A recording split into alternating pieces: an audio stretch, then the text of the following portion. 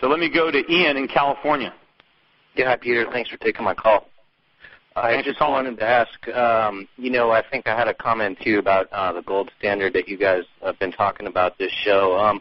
I think what I'm just have a question about is, since gold is an actual finite substance and there's only a limited amount of it, if you look at that compared to fiat currency, which is based on trust, which is, in other words, infinite, what my concern would be, how would a company or an individual buy, say, like a skyscraper or something? Like, how do you value that in gold?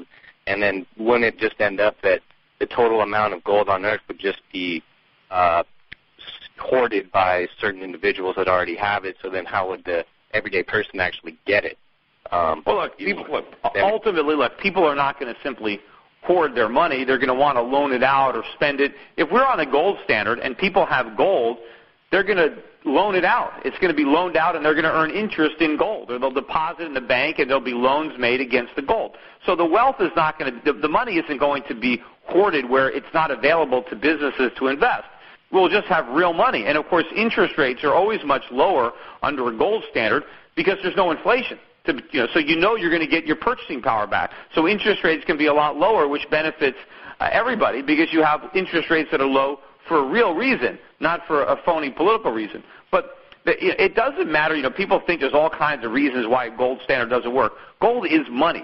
The reason that you want gold, if without gold it's just barter, right? If I make chairs and I want a table, I got to find somebody who makes tables and wants chairs. But when you can introduce something like gold, then I can take my chairs and sell them to somebody for gold. And I can take the gold and go and buy a table. And it eliminates barter. But the idea is that money is the commodity that people will accept in exchange for everything else because they know it will hold its value. And, if we use something else, I can't say, well, money is going to be apples because the apples can rot. I can't have apples stored, but I know that if I sell my chairs for gold, I can buy my table 2 or 3 years from now. I can buy it whenever I feel like it because I can hold the gold. But money has to have intrinsic value by itself. It has to be a real commodity. It can't just be paper that we run off the printing presses.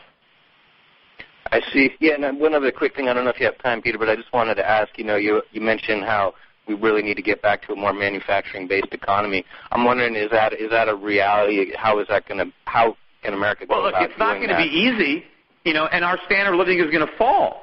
In order to have manufacturing, you need factories, you need capital. In order to do that, you need savings. And in order to put those savings to work, you need a low-regulation environment. You need small government. The United States right now is not set up that way. We're a high-tax, high-regulation, low-savings economy, which means we should be a poor economy. We should have a low standard of living. How have we been able to live, a relatively good standard of living with these lousy fundamentals? We've done it on debt. We've been able to borrow from the rest of the world. That's what's coming to an end. This dynamic is about to change, and America is going to have to change with it. And we're going to have to finally come to terms with how much our productivity has diminished over the years, and we're going to have to accept a significant reduction in our standard of living.